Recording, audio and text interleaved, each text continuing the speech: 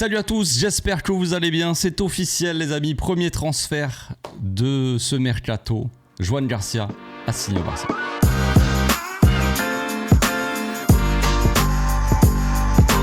Au passage, n'hésite pas à nous rejoindre si c'est pas encore fait et à partager la chaîne autour de toi, ça fera plaisir à tonton. On l'attendait depuis même peut-être plus longtemps qu'on ne le pense, mais il était temps, un nouveau gardien arrive au Barça et c'est un nouveau chapitre, peut-être une nouvelle ère qui démarre aussi, parce que c'est vrai que ce poste de gardien, on en a beaucoup parlé cet été, parce que voilà, il y avait beaucoup de rumeurs, tout ça. Il fallait du changement depuis un certain temps et c'est fait. Donc ça c'est vraiment une grosse nouveauté, parce que si on fait venir un attaquant, un milieu, un défenseur, bon ça reste un renfort de l'équipe, mais un gardien c'est toujours différent parce que c'est vraiment un poste clé déjà.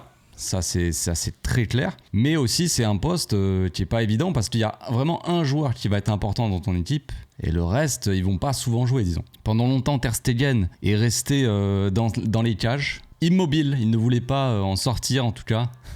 Je plaisante. Mais c'est vrai que Ter Stegen, ça fait des années qu'il est là et même si c'est pas forcément gentil ou représentatif de ce qu'il a pu faire au club, il a cette image-là qui reste collée à lui de ce Barça-là, vous savez, hein, de ses échecs en Europe, tout ça, ces dernières années. Il en est un petit peu le dernier représentant. Pas l'unique. Voilà, mais les autres sont un peu partis et c'était un peu le dernier joueur de cet ancien Barça, disons. Un des derniers joueurs du 8-2, bon avec Frenkie de Jong, mais Frenkie c'était sa première saison, mais voilà, donc c'est un joueur de cet ancien Barça, disons, cette période qui était un petit peu une des périodes les plus difficiles en Europe, avec beaucoup d'échecs, beaucoup de remontadas, bref, on va pas remuer le couteau dans la plaie, les gars. Donc Joan Garcia, c'est officiel, le club l'a annoncé, elle fait une petite vidéo, une belle petite annonce avec les maillots commandés avec le nom Joan Garcia, le nom du gardien, tout. J'ai trouvé la vidéo assez sympathique, assez originale, ça change un petit peu, c'est sympathique. Donc clause de 25 millions, hein, on le savait, elle a été activée, c'était réglé. On attendait que Joan Garcia passe un message, dise au revoir à ses supporters. Ça a été fait tout à l'heure dans la matinée. Et autour de peut-être de midi, je sais plus. Et voilà, donc ils ont dit qu'ils allaient annoncer Joan Garcia là à 14h, donc voilà, c'est officiel. Le Barça donc signe le gardien jusqu'en 2031, j'ai pas les chiffres du salaire, mais ça doit pas être un salaire non plus monumental, je pense. On signe un très bon gardien, aussi un gardien d'avenir finalement. Nous qui avons quand même quelques petites pépites chez les jeunes, mais on a décidé de partir sur un gardien quand même assez jeune et pas hyper expérimenté, mais qui va être normalement performant logiquement assez rapidement. On signe quand même si c'est un jeune gardien, on signe le meilleur gardien de la Liga de la saison dernière. Je vais pas repartir dans une analyse, l'analyse elle a déjà été faite. Là c'est vraiment pour l'annonce et pour discuter un petit peu ensemble avec vous vraiment du débat du poste de gardien, parce que actuellement Ter Stegen ne voudrait pas partir. Et on va parler un petit peu aussi de Nico Williams parce que c'est le sujet chaud du moment. Joan Garcia s'était déjà plié, on attendait juste de faire l'officialisation, donc c'était réglé. Ça va faire plaisir aux supporters aussi de voir une annonce officielle. Voilà, le premier transfert officiel de la saison. Ça y est, on a démarré un petit peu notre mercato, mais le mercato est loin d'être fini. Même si le dossier Nico Williams s'annonce un petit peu plus complexe quand même et va durer un peu plus longtemps, je pense. Vous allez me dire pourquoi on parle de Nico Williams avec Ter Stegen et Joan Garcia, mais ça y a un lien, parce qu'on sait que pour signer Nico Williams, eh bien ça va être plus compliqué parce qu'il va falloir faire de la place dans la masse salariale, et pour ça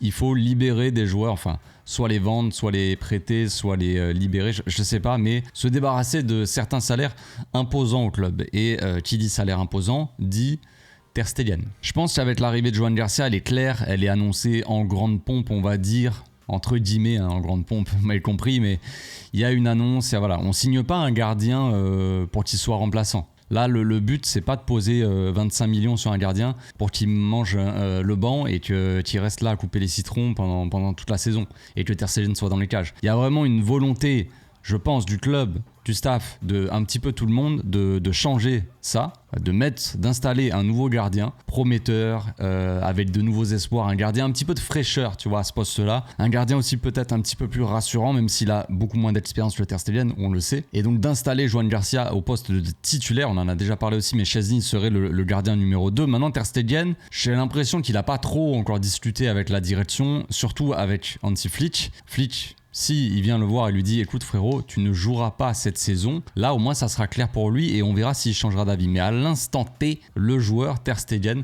ne voudrait pas partir. Il veut se battre pour la première place, machin. Là on voit qu'on a annoncé un joueur. On a annoncé le gardien. Donc maintenant, il faut quand même, je sais pas si ça a déjà été fait, mais il faudrait quand même discuter avec Ter Stegen et lui dire qu'il va falloir qu'il se trouve un nouveau club s'il veut jouer, s'il veut être titulaire dans une équipe, garder la forme et jouer la Coupe du Monde avec son pays la saison prochaine, enfin l'année prochaine en 2026. Donc son avenir aussi, un peu personnel, sa carrière à Ter Stegen, elle pourrait en prendre un coup s'il restait sur le banc. Donc pour lui, ça serait quand même la meilleure solution, ça serait de trouver un autre club. Ça tombe bien parce que pour ça libérerait un petit peu d'argent dans la masse salariale. On le sait, le Ter Stegen, il a un salaire assez imposant et Nico Williams, pour le moment, on est un petit peu bloqué. On peut payer sa clause. Là, à tout moment, si le Barça, ils vont voir Bilbao et ils disent bon, allez, on dépose, je crois que c'est 58 millions. 58 millions, la clause, c'est réglé. Tu vois, le joueur, il vient au club. Le problème, ça va être encore une fois de l'enregistrer. Tu ne peux pas enregistrer un joueur si tu n'es pas au... soi-disant, on n'est pas encore au 1 pour 1 d'après Tebas, tout ça. Et Tebas est rentré... il est rentré dans l'histoire, évidemment, puisque le Barça commence à faire un petit mercato, commence son mercato. Donc Tebas arrive. Les gars, attendez, j'ai pas eu mon mot à dire. On l'a pas trop entendu. J'ai pas eu l'impression qu'on l'a entendu pour les autres transferts de Liga. Mais en tout cas, là, il fallait s'exprimer, j'imagine. Donc bref, on sait que Nico Williams, pour le moment... on pourra pas forcément l'enregistrer et apparemment Laporta, il veut pas se lancer dans un truc, il veut pas acheter le joueur s'il est pas sûr de pouvoir l'enregistrer. Il veut pas se lancer là-dedans et repartir un petit peu comme la saison dernière avec Olmo où ça avait été très compliqué. Ce qui est logique, vous me direz. C'est tout à fait logique. Donc actuellement, Deco, il est à Ibiza. Il est parti en voyage et non pas pour aller prendre le soleil et aller faire trempette. Mais il est allé rejoindre, apparemment il y a Flick là-bas et surtout il y a Nico Williams. Comme par hasard. Comme par hasard, les gars on partait en vacances à Ibiza, ils sont tous là-bas. Bon ça tombe bien, et si on se rencontrait pour discuter un petit peu. Donc j'imagine qu'il va y avoir peut-être une petite rencontre officieuse entre Nico Williams et Flick. Bon là c'est que des rumeurs. Là je vous donne mon ressenti. J'imagine que s'ils sont tous à Ibiza, ils vont forcément se rencontrer et parler une petite heure, quoi, histoire de savoir un petit peu, de rentrer un petit peu plus dans le vif du sujet au niveau sportif. Maintenant Delco, je pense qu'il travaille un minimum. Enfin à Ibiza, je sais que comme ça on dirait pas, mais j'imagine qu'il y a des gens qui travaillent là-bas.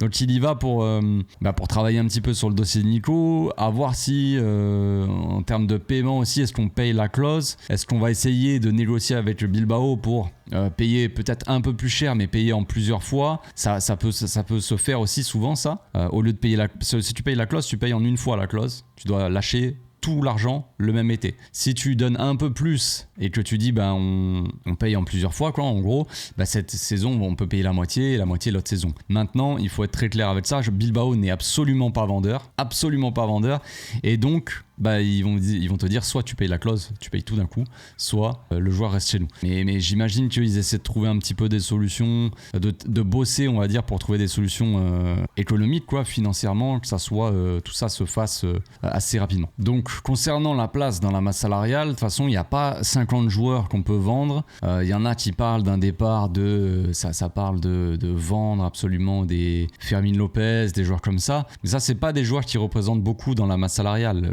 Le Barça n'a pas spécialement besoin d'argent, c'est ça qu'il faut essayer de comprendre. Le club n'a pas besoin d'argent pour acheter des joueurs en soi. Le club a besoin d'être au 1 pour 1 déjà, mais surtout aussi d'avoir une masse salariale pas trop élevée. Et donc pour faire de la place dans la masse salariale, il ne faut pas vendre des joueurs, il faut libérer des joueurs, enfin vendre des joueurs, mais faire partir des joueurs qui ont un gros salaire en soi, qui prennent de la place dans la masse salariale. Et ça, le premier, celui qui a le plus gros salaire, c'est Lewandowski, mais bon, il va pas partir, mais il faut faire partir par exemple Ter Stegen, ou ça parle potentiellement aussi de Ronald Araujo, par exemple, qui n'est pas un immense salaire, mais qui a un salaire quand même plutôt correct et qui a une grosse valeur marchande finalement. Ter Stegen, il a une petite valeur marchande, mais il a plutôt un gros salaire. Maintenant, il y a le cas aussi Ansu Fati. Si c'est en train de bloquer un petit peu, j'ai l'impression avec Monaco, ça fait 30 ans qu'on est censé le prêter là-bas. Ça s'est toujours pas officialisé, c'est toujours pas fait. Donc, je pense que ça bloque un petit peu niveau salaire. Peut-être qu'ils n'ont pas envie de tout payer le salaire parce que Ansu Fati a quand même un gros salaire par rapport aux joueurs que c'est. Donc, compliqué un petit peu de tout ça. Je pense qu'on l'a prolongé, on a peut-être revalorisé son salaire ou quoi, son contrat. C'est un petit peu mal joué, je pense, parce qu'il est un peu surpayé Ansu Fati par rapport à ce qu'il apporte. C'est-à-dire rien pour le coup, il est jamais vraiment revenu de sa blessure il y a des années. Donc c'est un peu étrange de lui lui avoir donné un aussi gros salaire. Donc vous le savez, Joan Garcia, pour revenir un petit peu à lui, c'est un joueur de l'Espagnol de Barcelone, donc forcément nous en tant que supporters du Barça on s'en fout, disons, on l'a signé, voilà, on en avait parlé un petit peu, vous savez, c'est un pur joueur de l'Espagnol. Il avait fait une petite vidéo, il y en a qui ont sorti ça pour nous taquiner ou pour nous mettre un petit peu peut-être dans la sauce, ou dans la sauce le joueur directement, mais c'est vrai qu'il y a une vidéo de lui qui a été partagée là récemment où il dit, disons qu'il critique un petit peu les coulés, les supporters du Barça.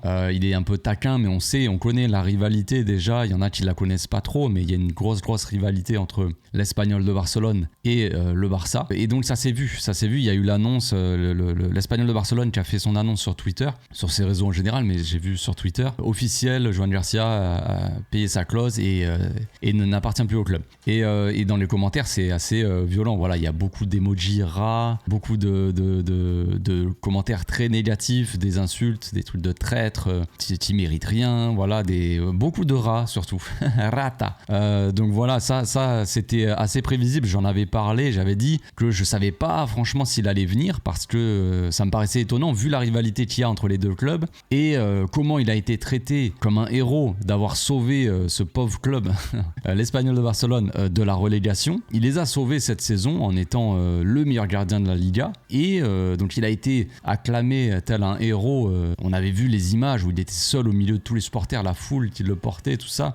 On aurait dit l'image de Superman et tout, c'était incroyable. Ça donnait des frissons, tu vois, c'était beau. Donc je me suis dit, ce serait étonnant qu'il aille au Barça, qui est un club directement très ennemi, enfin rival avec l'Espagnol, par rapport justement au traitement qu'il avait eu avec les supporters, tu vois, il était acclamé, tout ça. Et ça n'a pas forcément raté, parce que là, vraiment, il y a des grosses critiques. Donc maintenant, c'est fait, je pense qu'il en est conscient aussi, le joueur, et qu'il va falloir qu'il vive avec ça, disons. Il n'y aura pas beaucoup de matchs contre l'Espagnol de Barcelone. Le plus dur, ça sera d'aller là-bas, dans leur stade, et forcément, il recevra des insultes et tout ça. C'est obligé. C'est le football après tout. On sait déjà comment ça se passe dans les stades, on sait déjà les insultes, les trucs et tout. C'est pas nouveau, mais j'imagine qu'il est conscient de ça en signant au Barça. Lui-même, il connaît la rivalité en ayant grandi là-bas. Maintenant, il fait partie du club. Et moi, personnellement, tous ceux qui font partie du club, je les soutiens. Peu importe d'où ils viennent, même si des fois c'est difficile. S'il y avait un joueur du Real qui venait, ça dépend le joueur en soi. Ça dépend toujours le joueur. Et de comment il parle, comment il s'adapte et tout ça. Mais bon, tous ceux qui signent au Barça, les gars, moi je les soutiens, je les supporte. Regardez, j'ai donné beaucoup d'amour à Martin Braithwaite, Goldthwaite, les amis. Je l'ai appelé Goldthwaite, R9 Prime, tout ça je l'ai soutenu. Alors que voilà, et qu'est-ce qu'il a fait? Il est parti à l'Espagnol de Barcelone aussi. Avec sa fameuse vidéo de présentation où il était en peluche, en mascotte de perruche là. Ça c'était son prime, hein, évidemment. Donc voilà, je suis plutôt satisfait de la signature, de la première signature. Maintenant, place à la suite, place à Nico Williams, et tout simplement, si on arrive à signer, on a déjà signé Joan Garcia, mais si on arrive en plus à signer Nico Williams, ça serait un mercato assez qualitatif. Maintenant, ça manque juste peut-être d'une doublure à Baldé. Gérard Martin, il a progressé tout au long de la saison. Il a été beaucoup pointé du doigt, beaucoup insulté, tout ça, par une partie de la communauté Barça. Mais pour moi, c'est pas forcément mérité. Il a apporté, voilà, maintenant, c'est clairement, ça c'est mon avis, c'est pas un joueur qui a forcément le niveau pour performer au Barça. On le sait, sur le papier, voilà, c'est un joueur qui est pas forcément, tu sais pas trop ce qu'il fait là. Maintenant, on peut pas dire qu'il s'est pas donné cette saison. Il y en a cette saison, ils ont un peu dormi, tu vois. Il y en a, ils ont dormi, mais vu que ils embrassent le fanion du club et tout ça, eh bien ils sont portés en héros. Et il y en a qui sont beaucoup critiqués, mais qui se donnent beaucoup plus. Donc c'est un peu triste, mais c'est comme ça, c'est la vie. Maintenant, je suis pour aller chercher une doublure à Baldé. C'est vrai qu'on parle beaucoup de Grimaldo. Je sais pas si ça se fera. Je sais pas si on pourra faire 3 gros transferts comme ça, parce que Grimaldo, même si la clause elle est faible, ça va encore être un problème de salaire. Grimaldo, je pense pas qu'on va le signer pour 2,50€ de salaire par mois. Il va pas prendre le SMIC espagnol. Donc ça, c'est encore une autre question. On va voir. Dans un premier temps, il faut, de toute façon, comme je l'ai dit, libérer la crime, libérer des joueurs. Surtout, ça nous aiderait. Plus que la crime. Je vous souhaite une très bonne journée et je vous dis à la prochaine. Ciao, ciao. C'est de la merde.